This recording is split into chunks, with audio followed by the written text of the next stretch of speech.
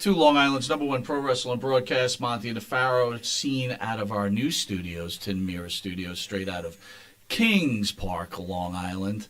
Hard to make that change, right, Rick? Strong Island, baby. Strong Island. Get it right. We have the honor of having wrestling icons, WWE, NWA, All Japan, the great Stan Hansen, and the iconic UWF wrestler, Mr. Sonny Beach. Guys, thanks for joining the show. How are you? Great. Thanks for having us. Yeah, it's great to be here. How was your trip? My trip was a little the airplane was running late, and I had to run between gates and everything. But anyway, I made it, so I'm here.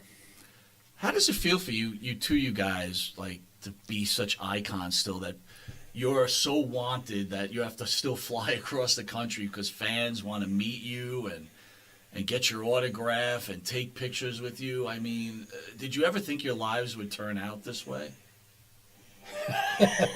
People don't call me up too much anymore. I mean, I've been out of the business for a pretty long time now, since 2000. So I've been out of wrestling business for like 24 years now. And, people see me once in a while at a grocery store at an event or something, and they'll recognize me maybe, at an airport or something. Maybe I'll get a discount at a rental car, Hertz or Avis or something. But, I've changed a lot since I've wrestled. And, it's an honor to go to these things and see the boys and see the fans. And the fans are the people that made our careers what they were. So I feel honored, and, I respect all the fans. And it's an honor for me to go to attend like these WrestleCons and all these private events and these online, auctions and signings and stuff. So, I mean, as long as the fans want to see us, I mean, I'm going to try to be there as long as I can and try to stay relevant. But with the internet and everything else going on, fans have a lot of access to a lot of different things nowadays. Yeah. It is awesome that after all these years, I've been retired 20 years, and there's still some fans that remember me or remember, watching some videotapes of me that are played on the internet and everything. And, it's humbling to think that somebody remembers me after all this time, but I appreciate it. And, I never was a fan guy. I didn't cater to the fans when I was in the business. I was actually, try to stay away from the fans and everything, But now, after all these years, obviously there's a number of fans that, still like to have me in interest, and it's great to be here.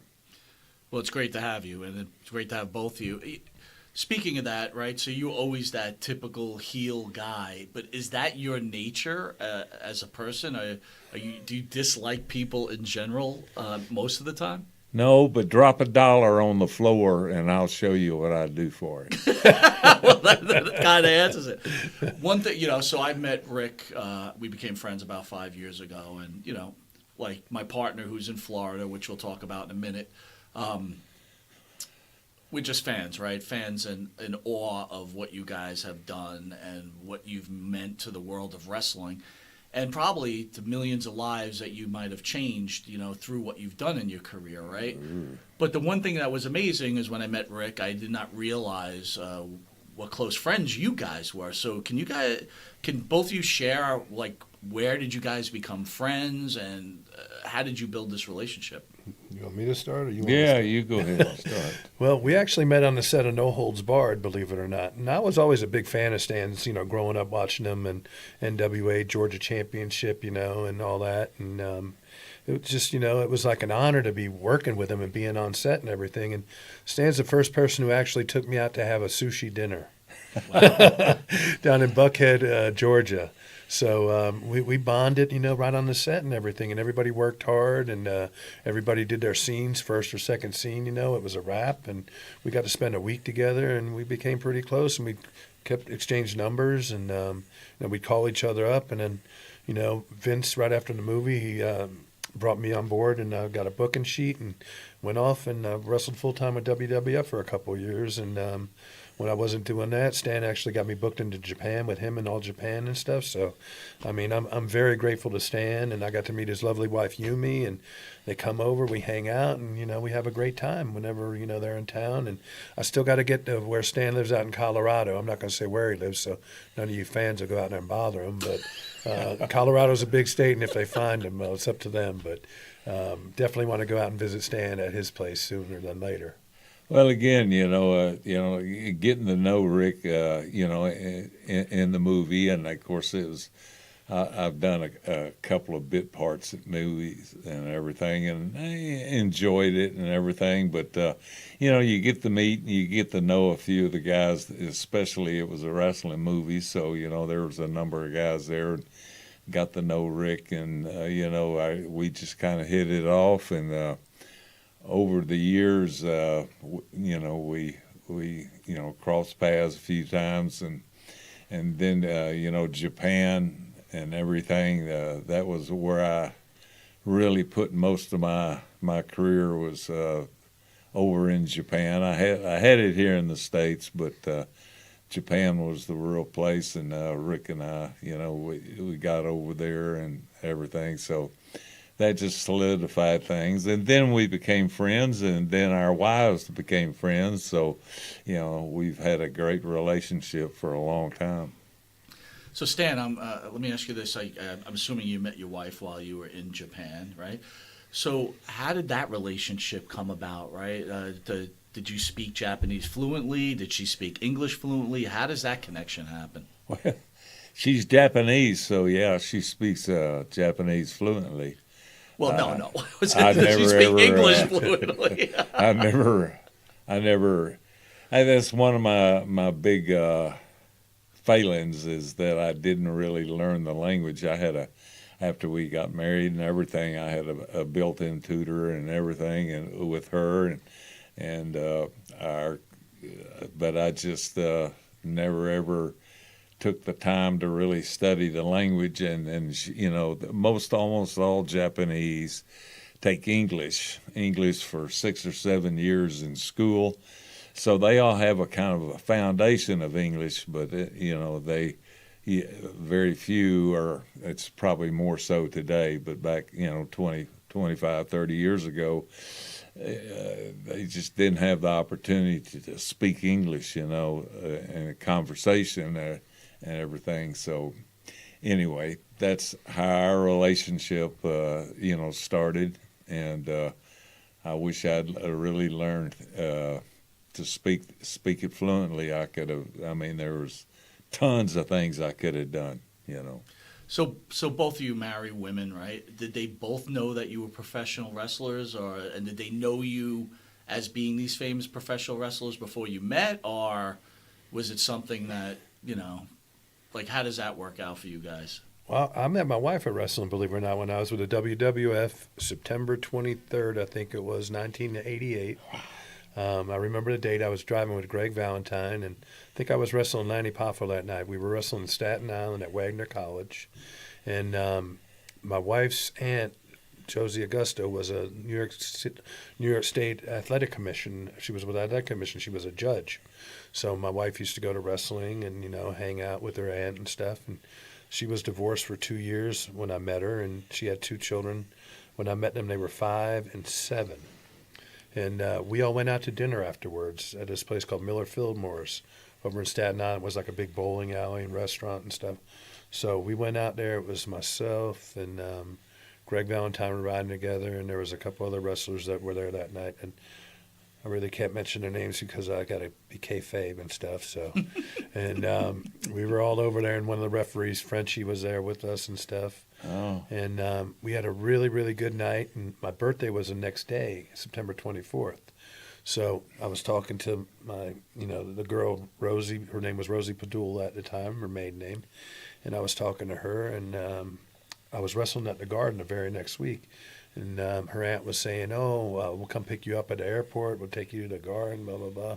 You could hang out with my niece. And I'm like, okay, And, back then, I had girls in a lot of different towns. I guess I was living the life of, when you're a young single, wrestler, I guess back in the early, mid to late 80s, there was a lot of, I guess girls around available if, at the matches or after the matches and stuff. So I didn't really want to get tied down or anything, but she was nice looking and I was talking to her. And the last thing I thought about, was hooking up with a girl with kids and stuff. So, you're on the road and, you don't really have a lot of time to commit to a relationship. And I've seen a lot of guys, that when they do find a good relationship, they either get divorced or they mess it up. So I didn't really have any plans on getting married or getting, in a relationship. But she caught my eye and, I've tried to exchange numbers with her. I got her number, but I never called her. So she got upset. And the next week I came to the garden and we all went out to this place. It was called the Ramada Inn. After the matches, all the boys would go there, hang out and drink and party and stuff. And I was riding with Haku, Dino Bravo, and Ron Bass that night. Ron Bass. And, all the heels. And Ron wanted to go back. And we were staying in Newark. So we drove Ron back to Newark. And then I was telling the guys, I've never been, out in New York City before. And I go, what? Haku, what? You never been out in New York City? He goes, you coming with me? And Dino goes, yeah, we got to take him out. So we went out and went back to the Ramada. And we got there. Rosie was there with one of her girlfriends, hanging out there. I guess they knew we were coming or going back there or something. But Marty Jannetty, Shawn Michaels was there, the Killer Bees, and several other of the guys. And we just had a good night. We were all hanging out. And then me and Haku and Dino, we went across the street and we got something to eat because we didn't eat dinner yet. And there was a place called the Barney Stone, a little Irish place where you get corned beef sandwiches. And we had a couple corned beefs, and me and, my future wife, Rosie, were there. And that was, our night. That was like one of our first dates away from the kids and everybody else. So. And then we would, keep in touch. We exchanged numbers, and she came down to Florida to see me. I was living in Jacksonville, Florida at the time. She was living in Brooklyn, New York, and we just hit it off, and it was like a long-distance relationship. Wow, amazing. Wow. Yeah. Yeah. But I met her at wrestling, believe it or not. And Stan? Well, of course, I met her over in Japan. One of her good friends was, a fan, and come to, the hotel to get my autograph and everything. And I can't hardly remember the fan, but she was with her friend, right? And I just noticed my wife, and I said, golly, man, she just took my breath away almost. And I just... from that point on, I kind of around, some way I ended up asking for her phone number and everything. So, I mean, that was a long time ago, 40 years ago probably. And anyway, it's and she, she gave me her phone number, and she wasn't there for my autograph or for me. She was just with this other girl that was a fan of wrestling. So, but anyway, that was a great day, and 40 years later, we're still together. Amazing, wow. Amazing. Yeah. So we were talking about my partner. We're in the new studio. We're trying to set up. He's in Florida now, so real quick, if I could just tell the story, because I want to give him a shout out, because I know it's a special weekend from this weekend. So he was very excited to. Obviously, he was a huge fan of yours and for the other gentlemen that are coming in this weekend.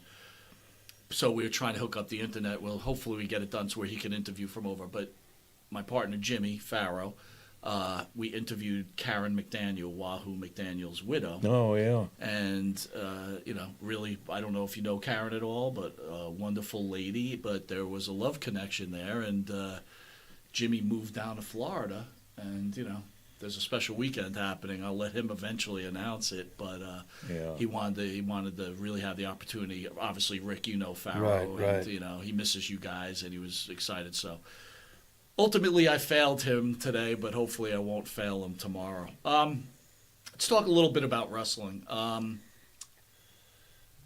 You're a monster heel. I laugh all the time when I talk to people who are fans, and both huge guys, but people say like the scariest wrestlers in the history of wrestling, Abdullah the Butcher, Stan Hansen, and Bruiser Brody, right? Wow. Yeah. So you teamed with Brody. What kind of person was Bruiser Brody as a person? Forget about the wrestling gimmick. What was he like as a person? Well, I met Frank. He was 3 years older than me, and he was at West Texas State. He came to West Texas State to play football, and I came as a freshman there to play football too on a scholarship. And one of the I tell this story because many times, but there was a guy showing me around, like a college, a high school recruit. They have somebody on the team that at the college that shows you around and tells you, this is the cafeteria, this is whatever. And so I said, well, I want to see the room where you stay. And he says, well, he kept putting it off and everything, and so finally I just forced him almost to say, well, let me see the room where, what the room is like. So he says, okay. And it was like about 2:33 in the afternoon, And so he says, well, and he stopped when he was putting his key in the door. He stopped. He said, well, you got a roommate. And I said, yeah, of course. And he says, well, sometimes, you don't have any control over, the roommate. And I said, okay. Then he opened the door and we walk in and he says, this is my roommate. And here's Frank. He's laying on the bed, some old dirty sheets, and he's laying there and it's like 3 p.m, And that's the first time I saw Bruiser Brody. So he's stuck in my mind. Of course, it was Frank Goodish was his real name, but he was a really good football player. I mean, got recruited. I think he was out of Detroit, actually, and he went to Iowa, and things didn't work out in Iowa, and then he came to West Texas, and he actually played a couple years at West Texas. Now, how do you all you guys end up becoming wrestlers then? Just from, I don't want to call it failed football career, but obviously football wasn't in the books. How do you all decide to become a wrestler, right? Because he becomes a wrestler from that. I think Blanchard is part of that school. You're part of that school.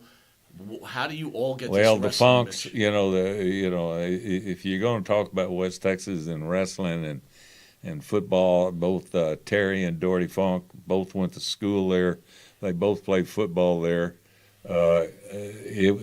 And through them, Dusty Rhodes and, Dusty went to West Texas. Ted DiBiase went to West Texas. There was a lot of guys end up, Tully Blanchard and everything.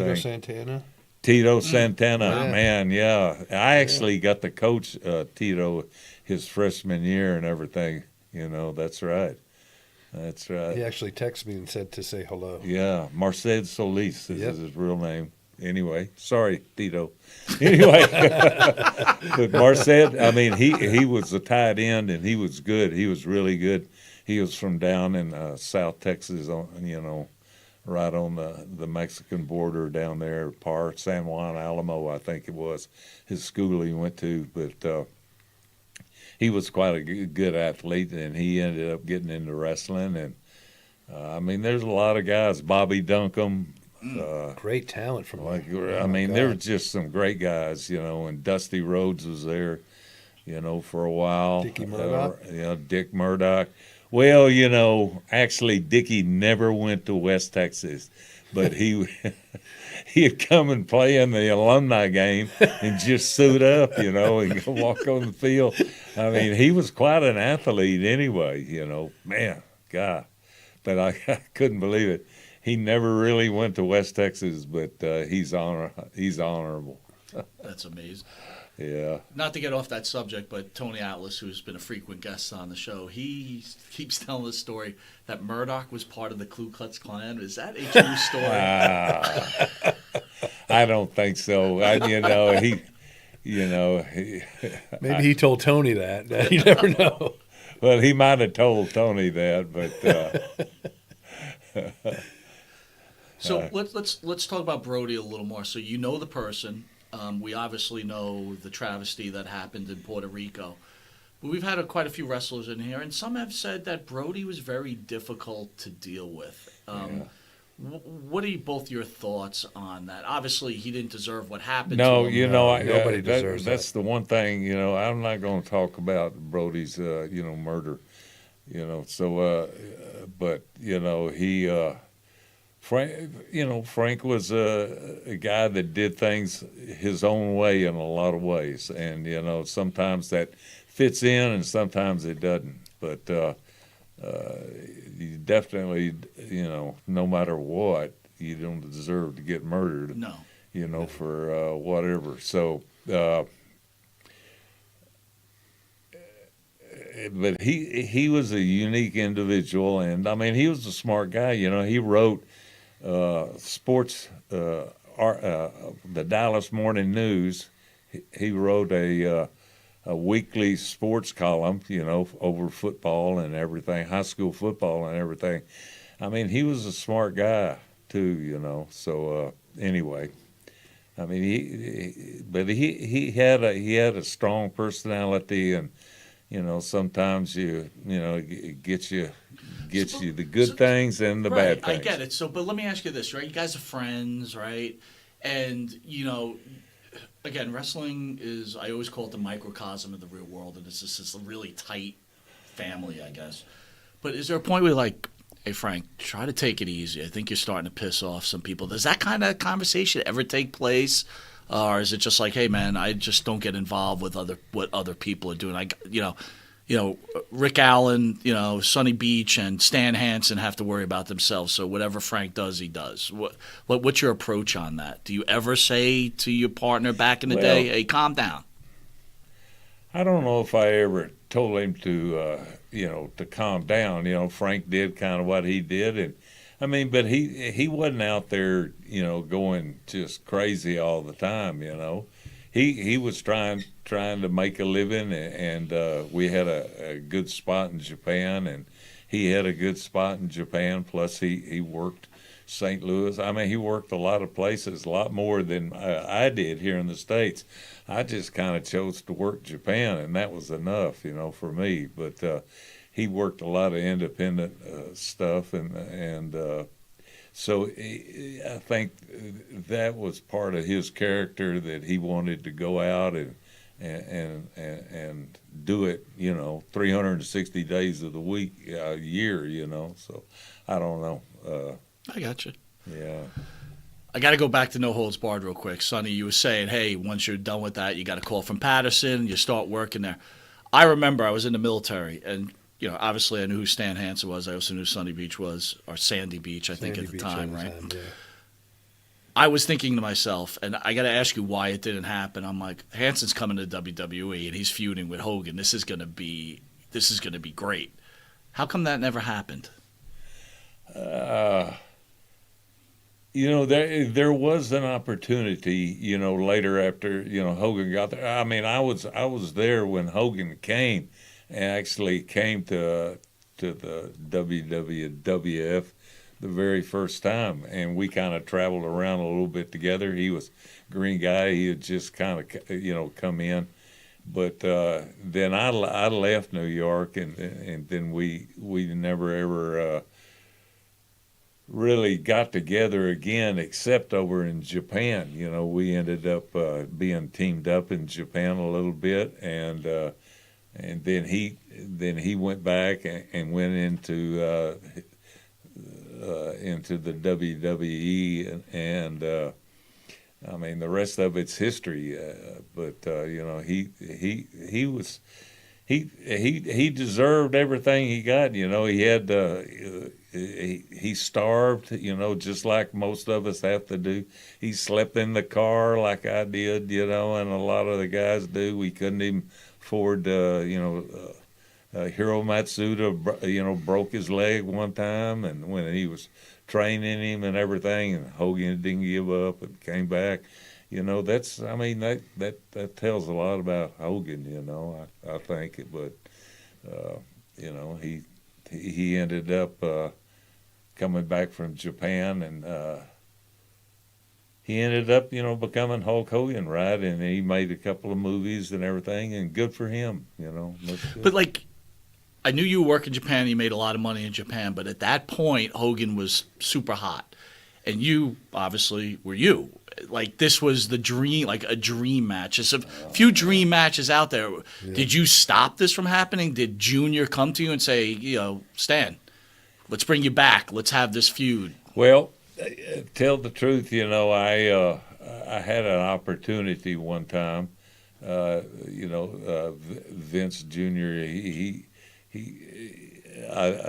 We had a kind of a match over in Japan where he WWE guy. I think it was actually Hogan. Oh no, I have the picture on my wall, signed by both of you. It's on my wall. Hogan and I against each other and everything, and Vince said, if you ever want to, give up Japan and come, there's a place up there you can come up to, New York. And I said, man, that's nice. That's nice to know, but I never gave Japan up. So that opportunity never ever came about because I wanted to stay in Japan. Okay. And that was the reason. But as a fan, we would have loved it. It would have been pretty incredible. Stan, you were here at our other studio about 5 years ago. I want to ask you about the great Bruno Sammartino. Oh, yeah. You told the story before, but I think it deserves to be told again.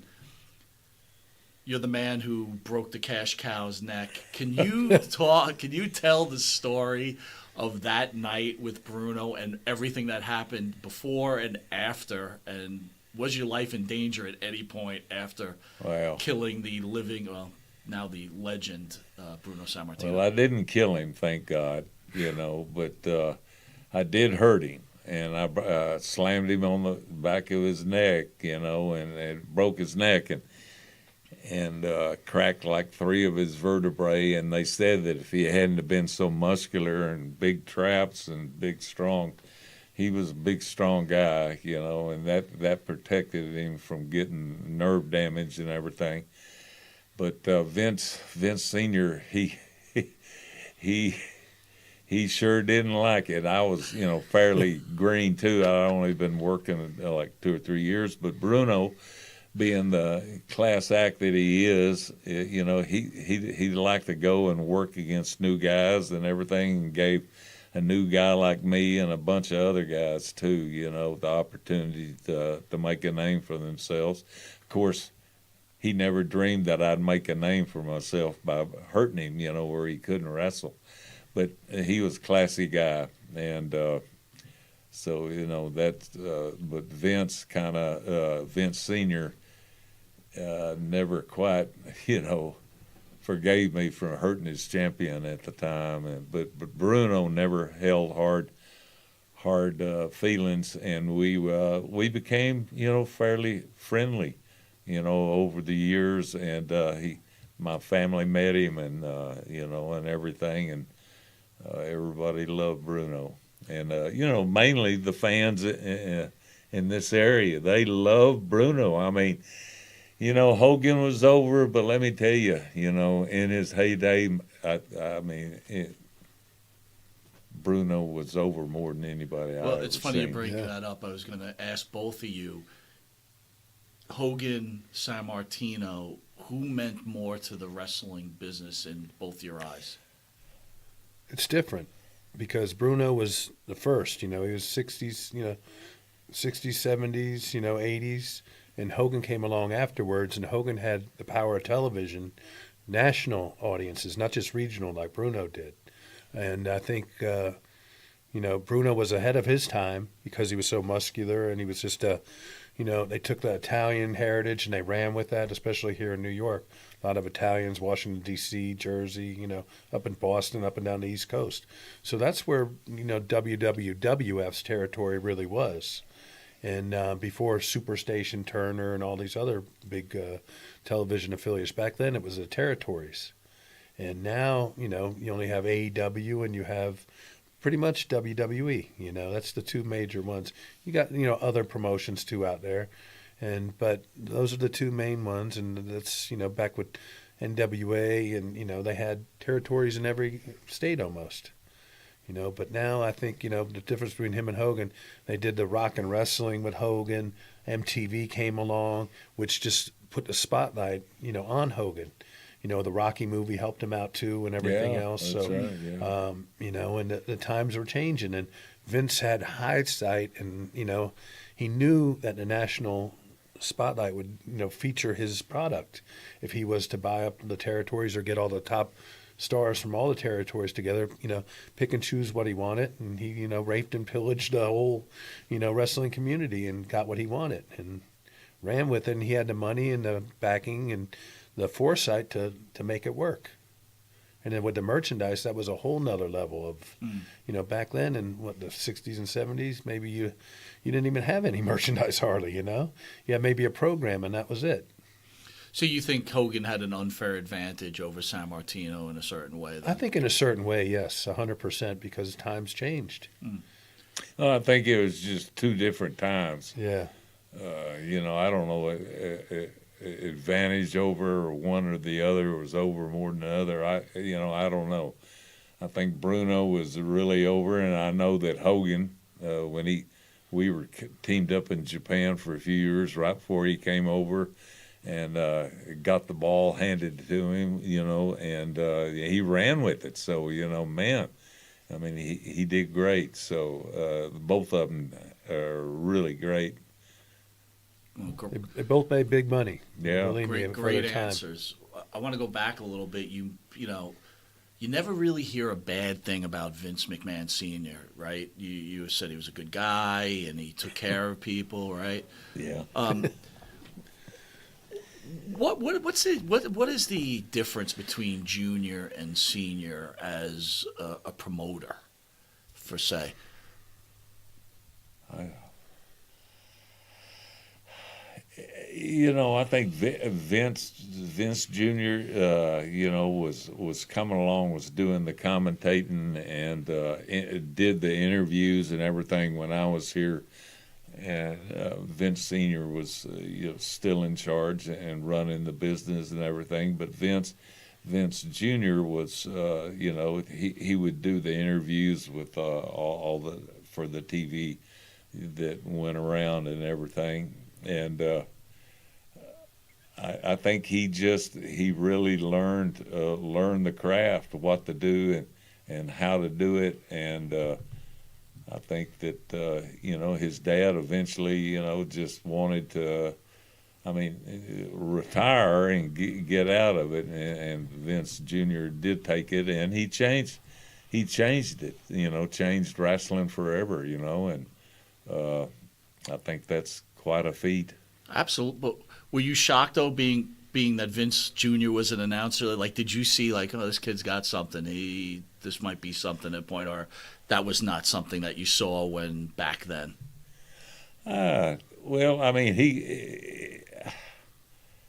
he had his own personality and everything like that, and everything. But I wouldn't have thought that he would have become as successful as he became, just because he was a junior, right. And his dad was still, running the whole business. And I'm sure that both of them together, were, just like this. So, he learned a lot from his dad, but he also took it in a completely different direction, which it changed wrestling forever. I want to go back to the night when you injured San Martino. Is it true that the iconic George Napolitano got you and pulled you out of the garden and saved your life? Is that a true story? No, that's a completely false story. Okay, I've been lied to. We're going to see George this weekend. Did George help you? So George did not help you at all? No, of course not. If anything, he ran. Oh, my God. I could see that. He wouldn't have ever stood up and helped me for anything. Damn except George. maybe write an article that's positive about me. No, I'm joking. George is a great guy, and he had a good spot,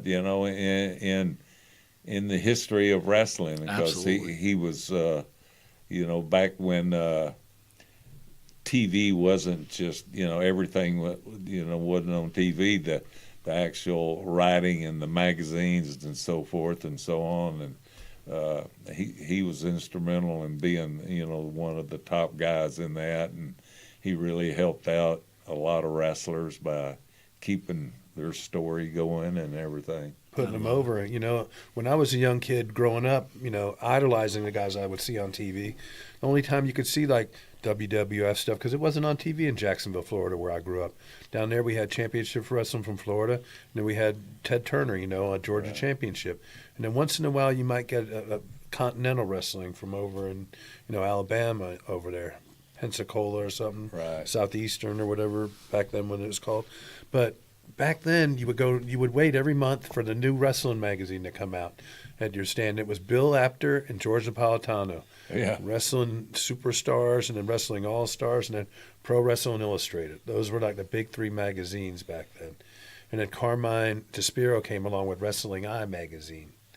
And, and then there was like 5 or 6 other wrestling magazines. And it's just, you would wait at a newsstand to see what's happening in different territories, what's going on in Japan, what's going on in Puerto Rico, what's going on in Texas, or, the different territories. Right. Yeah. So, who's the most hated wrestler, who's the biggest, baby face, or best tag teams, best women. So everybody had, the top 10 list, or the top 20 wrestlers. So it was always, everybody was looking at that and seeing who's who and where everybody's at and stuff, what territory this guy's in, or if he's going to this territory. And it was pretty neat, that's how you got to see the. It is amazing how these parts how it evolved. Made these careers and Yeah. helped these careers. It is amazing, and I got to tell you, like my partner and myself, it's always an honor to have those guys in as well as you guys, because you guys built the this industry that we call wrestling, that are making these wrestlers now millions and millions of dollars. Stan, fan out there, Jay Will is asking, did you get along with Big Van Vader, and can you tell the story how you knocked his eye out? Well, he had just beat the crap out of me, so I paid him back. Vader was, he was a real deal. He was a horse. He was like big, he was right at, 375 or something like that, I guess, in weight, but he could move. He was a first-round draft choice in football, but he got his knee tore up and everything. He was a great athlete, and he was fast and everything. And the whole story, is that he was wearing this big gimmick thing that Vader looked like from the movie, some kind of helmet and everything. And so he was going to the ring, and Inoki, and this was there's two companies over in Japan, New Japan and All Japan. All Japan was Giant Baba, and I worked for him, and Leon worked for New Japan and Inoki. So he was going to wear this thing out to the ring. So they just threw this match together because two big gaijins over there, and anyway, he says, I'm not going to wear it. He told Inoki, I can't wear this thing to the ring. And he says, hey, I'm paying you to wear you wear it. And he says, Stan Hansen's not going to let me walk in there and get in the ring with this thing on there. Stan Hansen's not going to allow me to do that, And he warned Inoki, he says, listen, I'm paying you. You're going to wear it. So sure enough, here he comes. He comes out and everything. I'm in the ring first, and Leon's got this big thing on, and he starts, as he's taking it off and standing on the apron, I run across and I hit it anyway. It hit him and broke his nose right off the bat. Knocked him off the apron and everything. God, he came in and he was seeing red, and he was, he was a real deal. And I was hanging on, take it easy, Leon. That's what I was yelling. Take it easy, Leon. He said, he is so pissed off, and everything. Anyway, we had this match, and somewhere, I'm blind, I can't see. Well, I don't have my glasses on, and I hit him. I mean, we were pounding on each other, and he hit me. It was about as hard as he could hit me, and I hit him back, and I guess I hit him in the eye and everything, and he says it popped out and everything. I can't see. I couldn't see it, but I could. He pulled his mask off, and all of a sudden you could see this thing. And I guess he said in his book or something where he pushed it back in, and I guess he had problems with it the rest of his life. But anyway, I can't say that because I'm blind myself. I couldn't see the eyeball hanging out, but that's what everybody said. Is it fair to say that you guys weren't best of friends after that match? Or? Well, actually, They probably didn't see eye to eye. That's a good one. oh, that's good. Oh, that's good. That's the best line. Yeah, that's right. We did not see eye to eye for a while, but we weren't. We ended up being fairly close. He lived over in part of Colorado, and I lived in part of Colorado and everything, and our kids got to know each other a little bit. They were both, athletes, and so anyway, through that, but he was a real deal, I hate to see him gone. Yeah, that's for sure. Bob Backlund was in studio years ago. Obviously, we're hearing that he's having some health problems. Bob, to me, is one of the most incredible people I've ever met in my entire life. I mean, just as a human being. Can you, both of you, share your thoughts on Bob Backlund, the wrestler, and the human being? And do you think Bob Backlund doesn't get the respect he deserves in the wrestling industry? You want to go? Well, for the best overall athlete that I've ever seen, Bob Backlund is it. He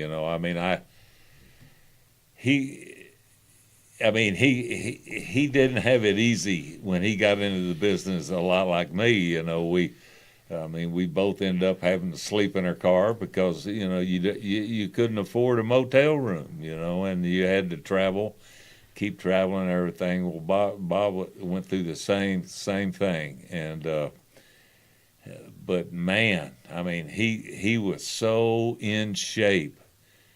He was so in shape. He was 5-time All-American at Minnesota, right? It wasn't Minnesota. It Princeton, was I think, right? North Dakota. Oh, yeah, I think you're right. North yeah. Dakota State or Yes. something like Yeah, that. you're right, you're right. But he was 4 years at wrestling and 1 year at football. But he was 5 years All-American at that school. So that says something, about it. Plus, when he got broke in, I heard he had to sleep in the car and he starving to death just like kind of almost like me, but athletic wise, to me he was the best athlete. In shape athlete. He could do step ups for an hour and a half before he go to the ring. An hour and a half step ups.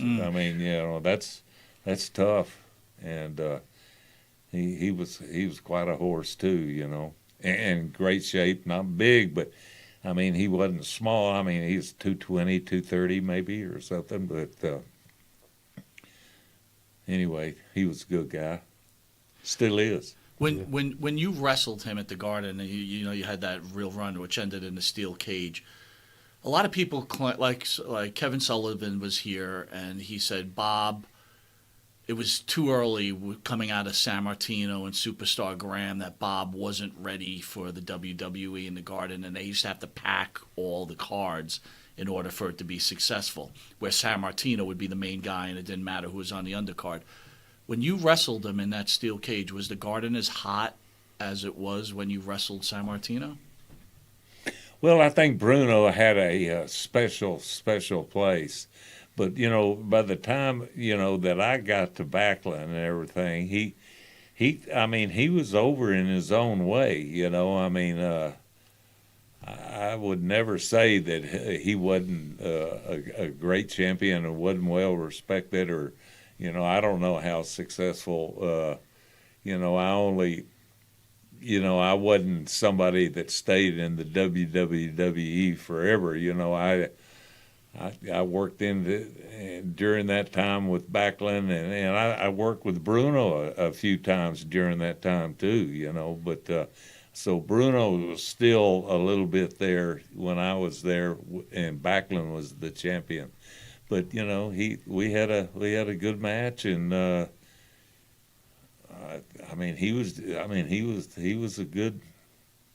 I just think he was a good champion too, and he deserves a lot of respect, and I sure respect him. Love it. Both of you guys, older statesmen at this point, still in great shape. They have the dark side of who's in both good, of you. Both of who's you. in great Stop shape? Stop it. Dark Side of the Ring is one of the popular shows that are on, which shows the darker side of wrestling, which, again, we'll go back into it being a microcosm of real life. But how were both of you able to stay away from that, the drugs and the problems that were going on in the industry? And this might be an unfair question because, again, wrestling's a big thing, and these are just particular stories within. But on your ends, you wrestled with Gordy, who had some problem. With Gordy, you had problems. Rick, you obviously when the UWF, we know what went on there. Yeah. How were both of you able to keep yourself straight, narrow? Tell me. Upbringing, your parents. You're taught right from wrong at a young age. And I've always lived by that. I never got in any drugs. I've never done any drugs.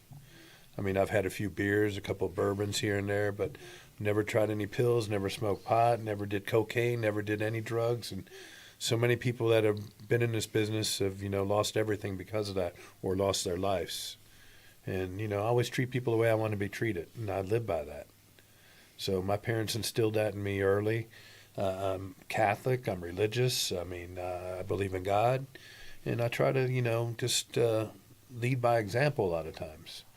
I don't hold any animosity. I wish everybody could, make money, have a good life, have a good career, have a good family. I've been blessed. I've got a good wife. I got a great family. I got a good job, that I love doing. And if you like what you do, it's not work. It comes natural, it's like organic. And just treat everybody the way you want to be treated. Be kind to people, That's how I've always lived my life, and I'm going to continue to live that way. Mm. Well, I think driving down the road and drinking beer was probably my biggest failing, too. During the time that I came up and was a green guy and got on the road and everything, everybody used to drink and drive. A lot of the guys would have a cooler and they'd have a case of beer, and after the match you'd have to drive 300 miles to the next town or something, and everybody ended up drinking a little bit. You didn't get drunk. We weren't getting drunk and everything, but you drink beer to kind of relax and everything. But I look back on it, and then Mothers Against Drunk Driving or something. When that came onto the scene and made its way in through the horrible situation that happened to start it, I think that everybody's attitude towards drinking and driving, changed. Oh, yeah. And the police, the police didn't even, you worry about a speeding ticket, not drinking and driving. Well, that all changed, kind of in the mid-'70s or something like that. And, and it should have, because drunk drivers kill more things, do more damage than anything, Do you guys, famous guys, do you ever get the big head? Like, you know what I mean? Like, I'm Stan Hansen, I'm Sunny Beach. Do you know who I am? Nobody knows who I am anymore. Me too. I think that may be wrong. I think you'll Well, find that out. you You'll know, find I that mean- out this weekend. I never took myself too serious, I mean, I wanted to be, get to be a top wrestler. I wanted to do that, but I never was walking around like I did this and I did that. And I used to say, they said, well, what's the difference between, baby faces and heels? And I said, well, the heels are the really good guys and the baby faces are the bad guys. And I jokingly say that, but in some ways, the baby faces had a hard time.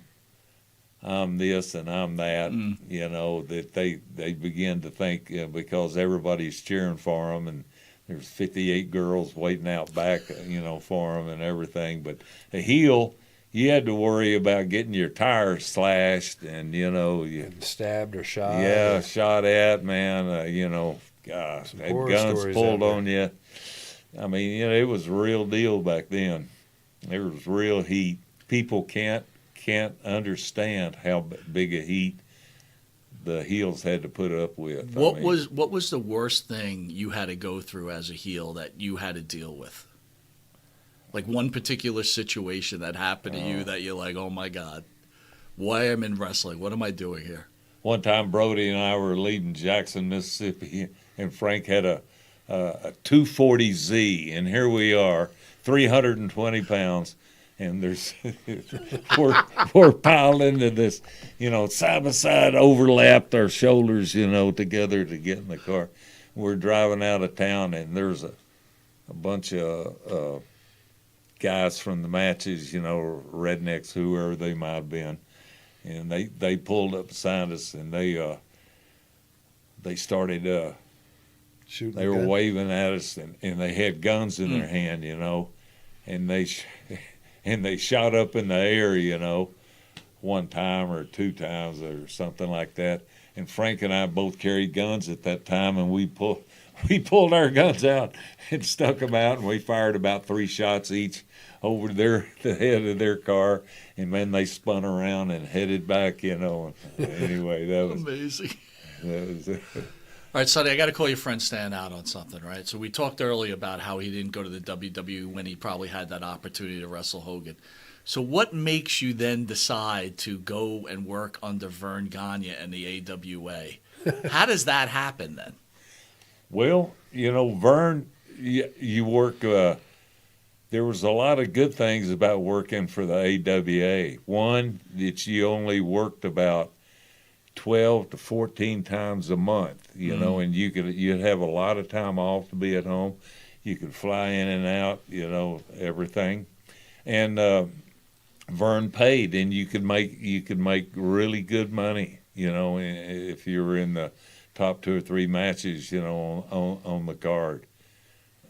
So I mean, he had a good territory, and there was, a lot. You could make a lot of money and not have to work 30 days a month, So that was the big attraction for me. And then when did it become unattractive when he decided to say, hey, by the way, I want you to wear my title? Well, I never ever dreamed of being the champion. I always wanted to be the guy chasing the champion. I never even thought about ever being actually the world champion. And I was surprised when Martel came to me and everything. And what a great guy he was and is. I mean, he was really. I mean, he was a gorgeous looking man, and I mean, he had a great body and he was a great worker, and we had worked together as in the old Dallas territory and everything. And he was really good, but he said, they're gonna, they want me to put the strap on you. I said, what? Me? So I wasn't looking for the strap, and I didn't want the strap, and then all of a sudden I had it, and and I don't say anything negative about Vern. You know, I don't talk bad about the dead. And you know, he ran his territory as he saw fit, and you know, you know, you either did it his way or you didn't. You know, and we had a you know, a cross paths, and so I left, and anyway, that's it. Well, I want to. He didn't like it, and everybody didn't like it, and eventually I sent the belt back, and you know they. After you ran it over. It was a little beat up. You know, it was beat up when I got it, to be said. They'd already have another belt already made, you know, for the new guy, you know. How does it feel that you've influenced some great wrestlers after your career, like a JBL? What does that feel like? Wow. Well, I mean, in their own right, all those guys that, you know, the JBL, and there's a few other guys that have, you know, emulated me in some way or something. But, you know, that's good for them, you know, and I think all those guys had their own talent. You got to have talent, and there's a lot of great talent out there, and there's always been. Some of them, you know, Sonny had great talent, but he you know, just because of the business and the way it is and how it is, you have to have somebody pushing you and giving you the opportunities and so forth. He could have been a champion just like, you know, if I was a champion, Sonny Beach could be a champion too, because, you know, there's no different. You know, the guys are all so equal, you know. Yeah, unbelievable. One last question. Fan out there says, did you have any involvement in, Little Patty is asking, did you have any involvement in training the great Barry Windham?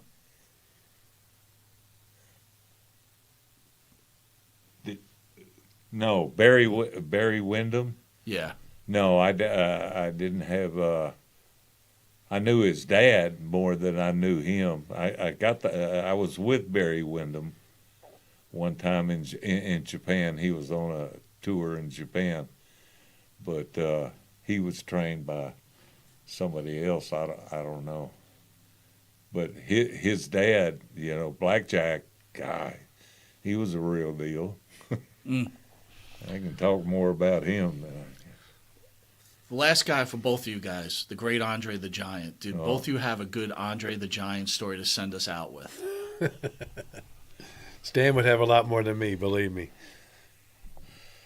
Well, I owe my career in Japan to Andre the Giant, and I say this often, but Andre was a smart guy. I mean, you know, he was Andre the Giant, but he was a smart guy, and he knew and he loved to come to Japan, but Andre couldn't come to Japan and wrestle a Noki or Giant Baba every time, you know. I mean, you can't do it. You know, they just can't. You can't wrestle the guy. So he was looking for some kind of opponent, and New Japan and Inoki was pushing me at the time, and so they threw us together. And you know, I mean, I just my style. I fought Andre like he was just like a regular guy, right? And he was smart enough to hear the people, and you know, and he realized that, you know, this Stan Hansen is maybe the guy that I can come here to Japan 4 or 5 tours a year, and you know, get over here and not be a Japanese, right? So I think, anyway,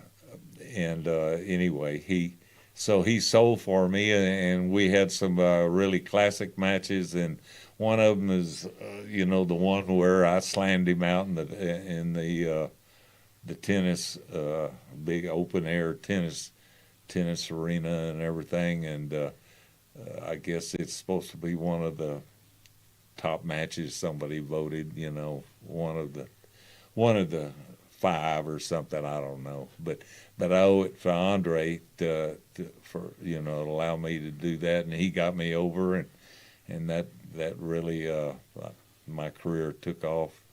Really, after all that, I owed it, and I told him every chance I could. Thank you, Amazing. Sonny, you guys are doing the tour. You're working under the agent, Mr. Eric Sims. Maybe you could slam Eric Sims while you guys are out there.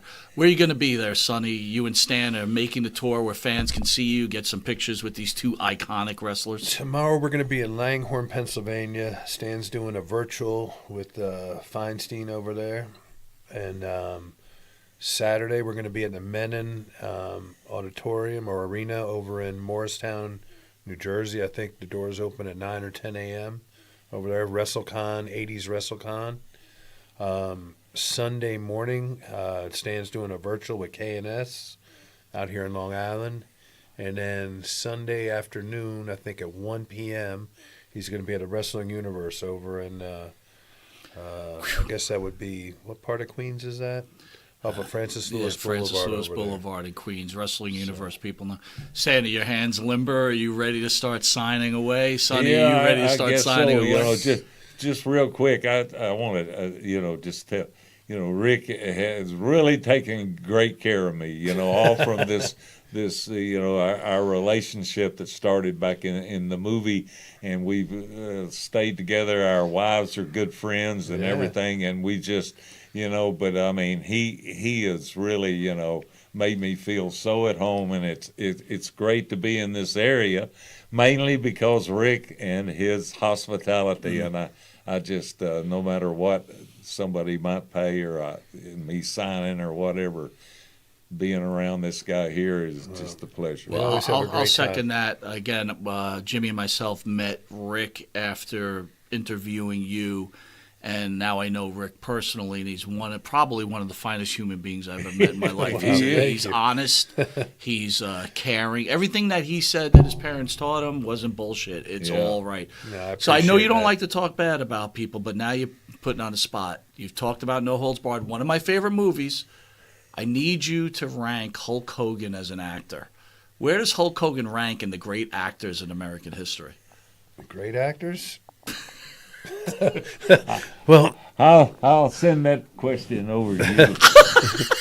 well, wrestling is acting, right? Yeah. Or sports entertainment or whatever they want to call it now. But I think he did a pretty good job because he got thrown into that. And I think Rocky, when he was doing Rocky, his Thunder Lips, I think that was a turning point in his career. And, and everybody who wrestles wants to go into movies. I look at John Cena, Stone Cold, The Rock, the biggest box office attraction, that's made millions and millions of dollars. It's a natural transition So, Rick, for some you're people. basically saying that you think Hulk Hogan is a great actor. Yeah, I think he's acted very well. He's acted all the way to the bank. So, Well, there you go. It's all about money. I want to thank these two icons for joining Long Island's #1 pro wrestling broadcast. Again, I want to apologize that Jimmy could not join us. It had nothing to do with him. We had some major internet connections here, but we've got our producer Abe who'll be working hard for tomorrow when we have Tony Gurria in studio, the iconic Tony Gurria. Who I just great saw guy. Tony. Yeah, Unbelievable, he's right? a great guy. Yeah, good again, guy. growing up, I met Jimmy in junior high, and he was a wrestling fan, and I was like, wrestling? No thanks. And I started hanging out with him, and I started watching wrestling, and you, the great Tony Gurria, those were my first remembrances of wrestling. So Wow. they started a career. So it'll be like it's an honor to have both of you in. It's going to be an honor to have the great Tony Gurria in here. And Jimmy should be ready to go with that, hopefully. So Jimmy will be broadcasting. We miss you, before. Jimmy. We do miss Jimmy here in New York. Looking forward for your big announcement. Yeah, absolutely. Again, I want to thank these two icons. I want to thank everybody for joining us on this wonderful Thursday night. We love you all. And we'll see you Friday at 5 o'clock, 6 o'clock with Tony Gurria. Yeehaw. Yeehaw.